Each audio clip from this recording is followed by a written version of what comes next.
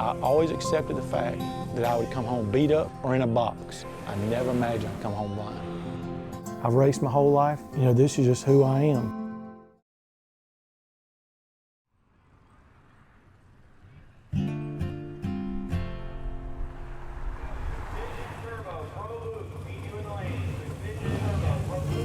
You know, we take it for granted that we always guaranteed a tomorrow and we're never gonna have obstacles. But my life changed in 4 seconds.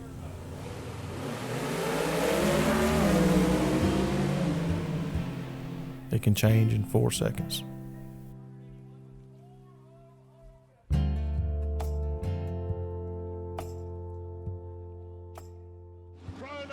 Coming up, this is semi-final action. Dan Parker from Salem, Alabama burns out, gets the height, nice and hot for traction.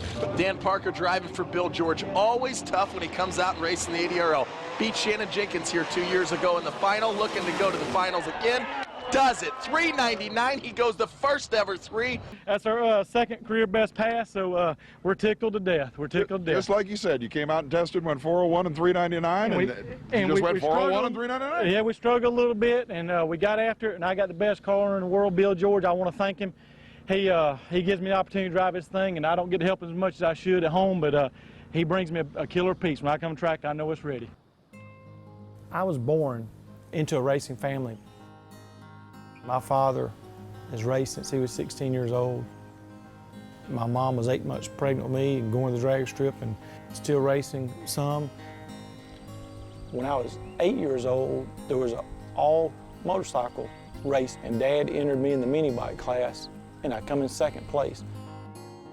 Every now and then Dad might bring a car over and he'd let me make a pass in it. And so I started driving faster and faster things. And I started working on race cars. Then I got my first Mustang, and it was downhill from there.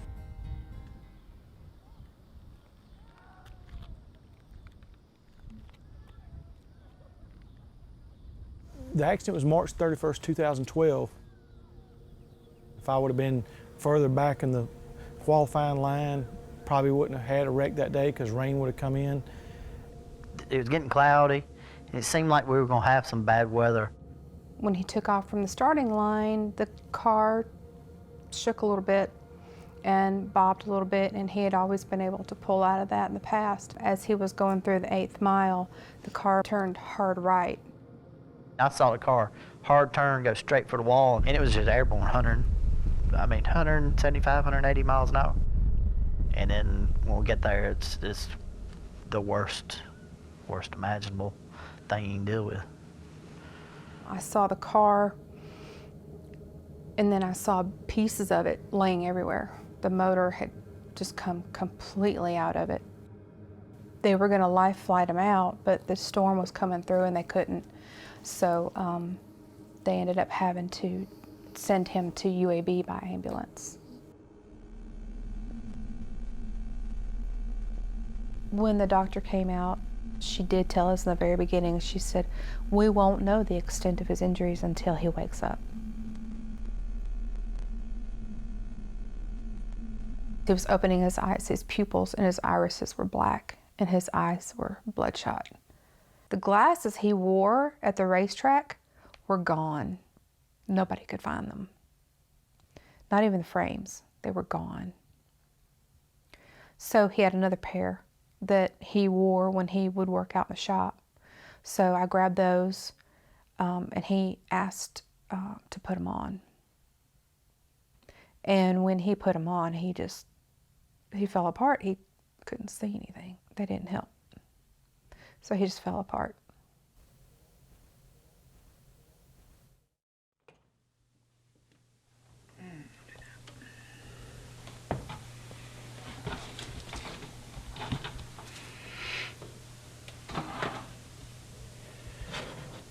Okay. You won't feel it right away.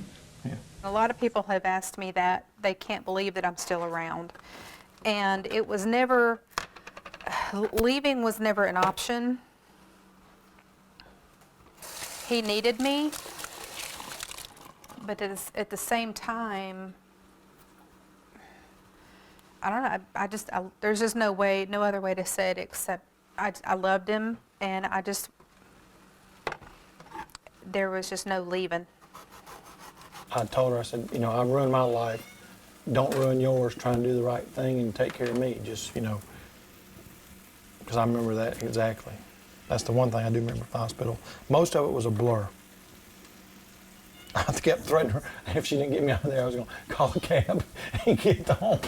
Like I could even call a cab or pay for it, or even knew where I was to tell him to come get me.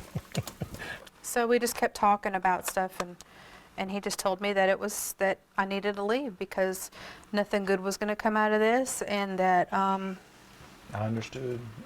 And he understood if I left and never came back. You know, it ain't easy, and you know, that's the thing about with Jennifer, and people see me and all this and all that, well, they don't see me on my bad days. Jennifer's been here for me for every one of my bad days.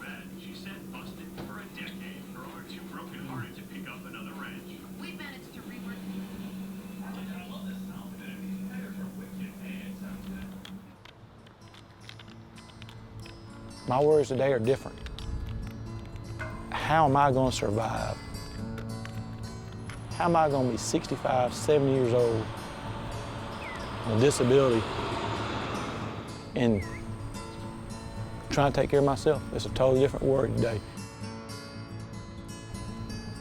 I have to, you know, make my own future, basically. I got to figure out something. Working with these two hands is all that's all I've ever had, and that's more likely all I'm ever going to be. You know, so I got to figure out something there to do it.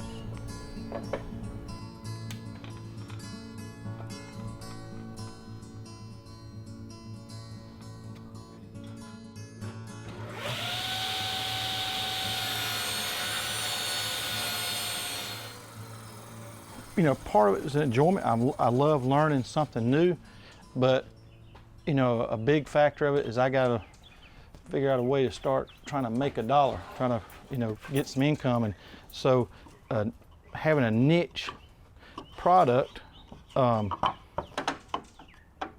is, you know, a good opportunity for me, and it keeps me thinking, keeps me creative. You know, what I've done my whole life building race cars, and always trying to think ahead and, you know, improve on something. So this sort of helps. You know, this is sort of pushing me a little bit, both to try to, you know, make some money, but also to push my mind, to keep creating.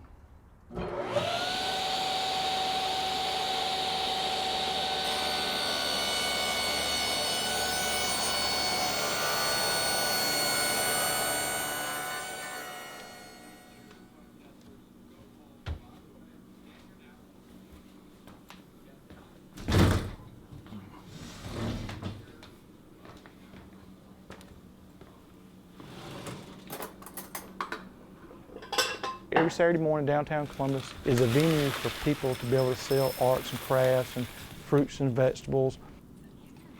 And so today I'm buying my license, hoping that I'll have a booth set up with the right traffic and to be able to showcase my lamps and other woodworking stuff I plan on doing in the future.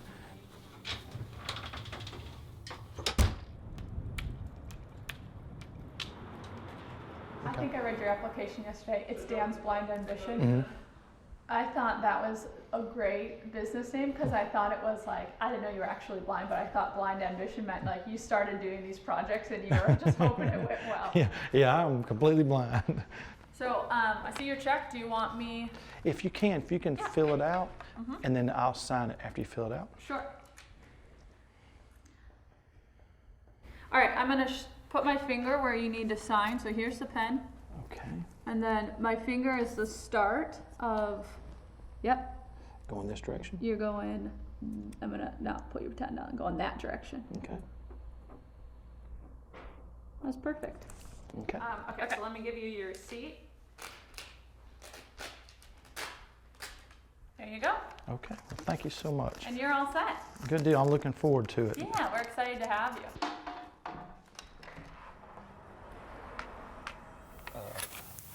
Tyler is a friend of a friend who asked me to help him.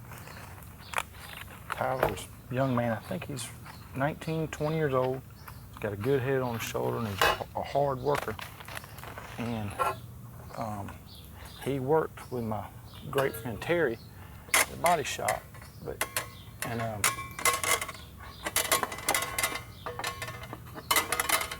he wants to build a drift trike. He wants to learn. He's an eager, young guy that loves working with his hands and welding. So anybody like that, I want to help him.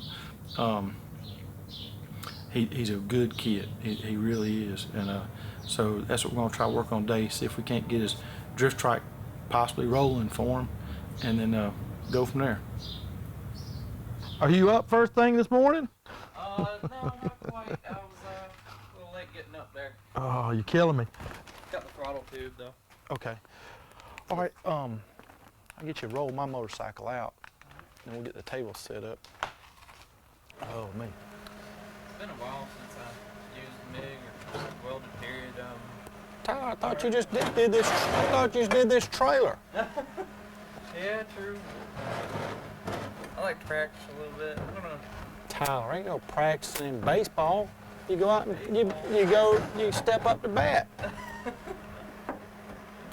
All right, so you need to grind the bottom of this one. Is that what it is? Yeah, the bottom of that.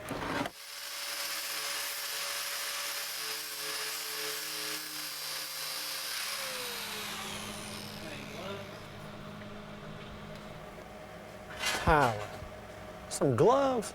Are you that soft? Do you want me to weld this up? You talking about practicing, talking about gloves? Let me call Terry. Girls don't want no guys with no little cutie hands. Oh my God. I think I knocked down the pieces of wood. I'll get it in a second. Call Terry, tell me you somewhere want to practice. You're never gonna let me No. live that down, huh? Terry,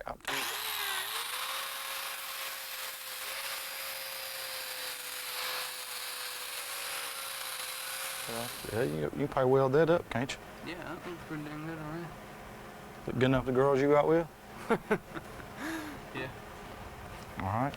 Hit that top corner and then hit that bottom corner.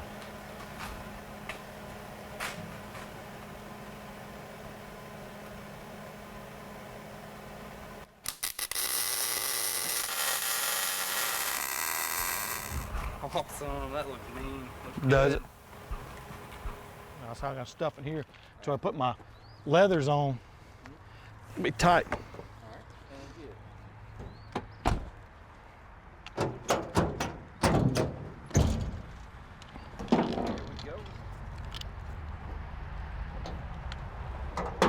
Need me to help you? Yeah.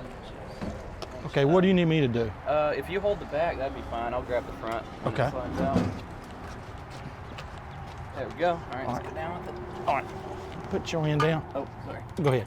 So what we'll do is when I get on there, I'll just sort of ride around. I know I'm going to have some help zipping these leathers up because evidently they shrank while sitting in the closet. It can't be I gained 20 pounds. That can't be that. No, there ain't no. No, I can't have anything to do with it. There's no way that's possible. So I think this side starts. So let me zip. Ooh, we might have tuck and roll on this one. Can you help me? Yeah, I got you. Because I can't tell. Tell me what I need to do. Up with this hand, in. All right, you just move my hands how you need me to. And that's before the graphics are sewn on. How's it looking? It's a little bit off. I tell you, it's the air conditioning in the house. They shrank. This was, I'm not as skinny as I once was. You ain't joking. Like a fat kid in a candy store. Yeah, push them up. They're decent. They need a little bit more. And then the straps on them. All right. Okay, and the trikes needs to be turned around, doesn't it? Yeah, I can turn around to the front tire is facing the road. Okay, all right. Well, let's crank this thing up. All right, man, you ready? Yeah. All right.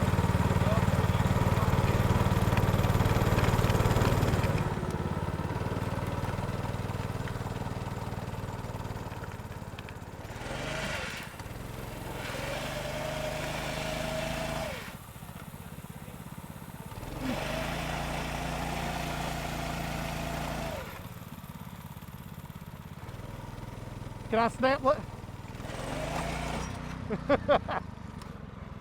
That's cool. That's awesome. How was it, man? Good. That was fun. Man, that was fun as hell right there. That's what I'm talking about. That's good times right there. There we go. Cool. Cool, man. That was great, man. That was great. I've done a few donuts in my day. Never on a drift track. Never on a drift track. Whole lot more horsepower. Sometimes running from the police. So you can take me to the truck. All right, man. I got you. All right, hang on. I'm trying to drop all these phones and stuff. Let me just take back your arm. Oh, okay. All right. There you go. All right. All right. Cool. Ah. We always had motorcycles, dirt bikes, mini bikes, everything. And we would go out riding in the country, and I would ride on the gas tank, and my brother Chris would ride on the back behind Dad. Typical brothers, we would fight and argue, but if somebody tried to come pick on the other one, we had each other's back. He loved vintage motorcycle road racing and the Bonneville salt flats. Chris was an amazingly talented person, but he fought depression most of his adult life. He just committed a slow suicide. He drank himself to death.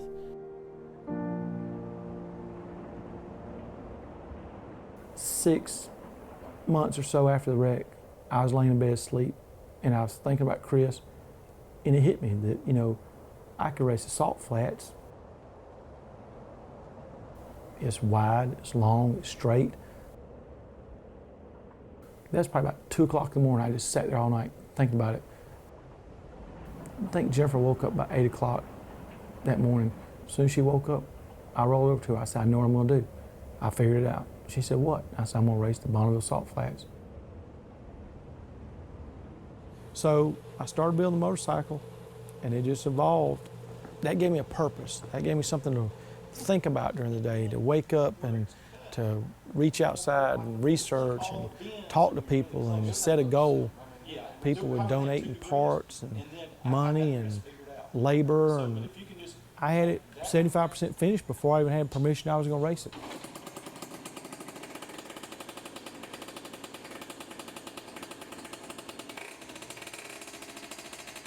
Three weeks before the race, we went to North Alabama to an airstrip, tested the first guidance system, and it was just way too much information, way too slow. Talked to Patrick, decided how to simplify it.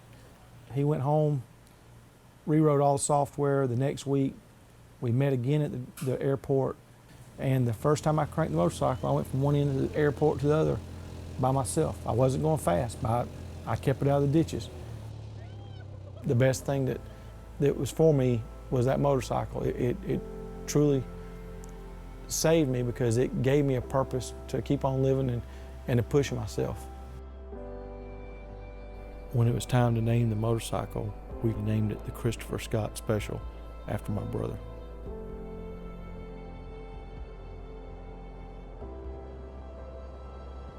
When I first thought about it, I said it'd be a 2 or 3 year project. Here it is a year later from the time I started, and I'm at the salt flats. They didn't want to let Dan go. Oh my gosh, there's going to be a blind guy at Bonneville.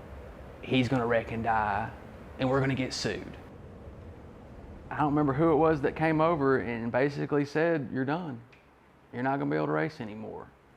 Without having a license, you're not fulfilling our contract to get you here. And of course, Dan being Dan, he says, I got a license. Whips it out, shows it to him. He says, it's not expired. He said, have you gotten a letter stating it's revoked? I said, not that I've seen. And he started laughing, and I had a pair of sunglasses. And he says, it says corrective eye lenses required. And I slid my sunglasses down and again laughed. He said, who in the hell am I to say they're not corrective? You could tell the people from Bub were just like the angels were singing, like, oh my gosh, we can still race. They knew this was government bureaucracy, and they wanted to see me succeed. What blind man has a driver's license? And I honestly think he still renews it to this day.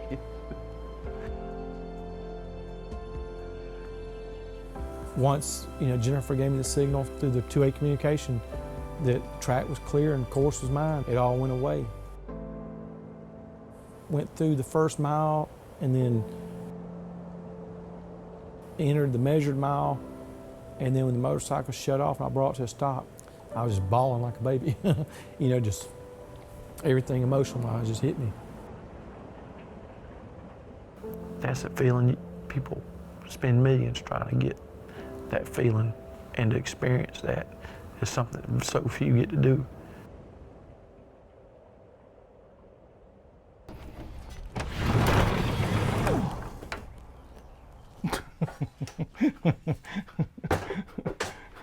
Every day's an Easter egg hunt.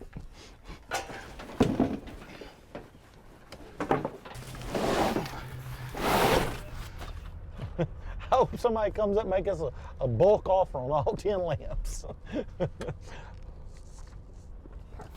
Got it? Yeah.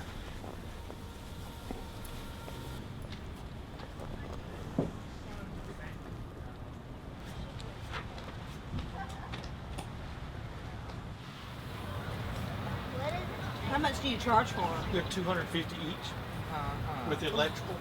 Yeah. And I do everything myself. Uh-huh. Nobody helps me do anything.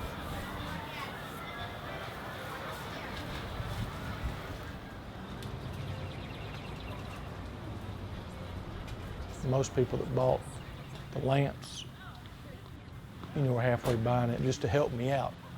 I try to do things to prove to the world that, I can do them, a blind man can do them. It goes back to the principle, 60 to 70% of blind people are unemployed. And if somebody would work with them just a little bit, they might have to bend the way they do things just a little bit, but they would have an employee that would be a hell of a lot more dedicated than employees nowadays.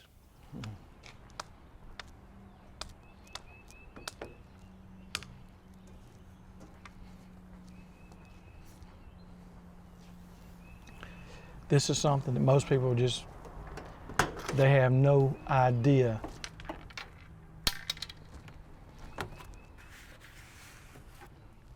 This is the part that I miss the most. I get tired of people saying, I have to go do this. I'm tired of traffic. Columbus, Georgia's traffic is this and all that. I get so tired of hearing that. I'd give anything in the world to get to drive this car across town. Take Jennifer, me and her go to the Sonic, and me drive and pull up to get a chocolate shake. I'll never get to do that again.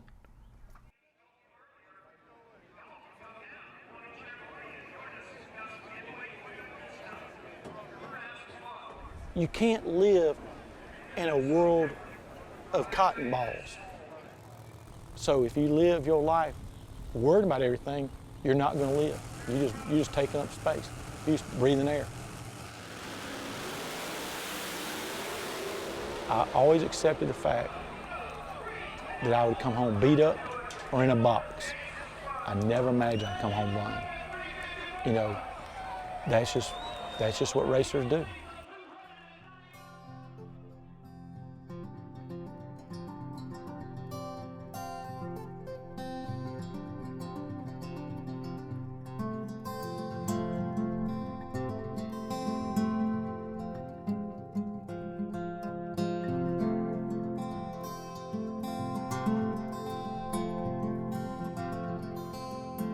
To me, this is just racing. I've raced my whole life.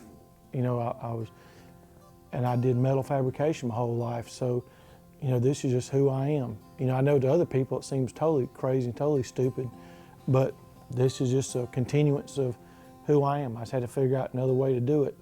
And, I know it seems crazy to some people, but to me, jumping out of a good running airplane is crazy. So I'm not going to do that, I promise. But so it's all in perspective, how you look at things.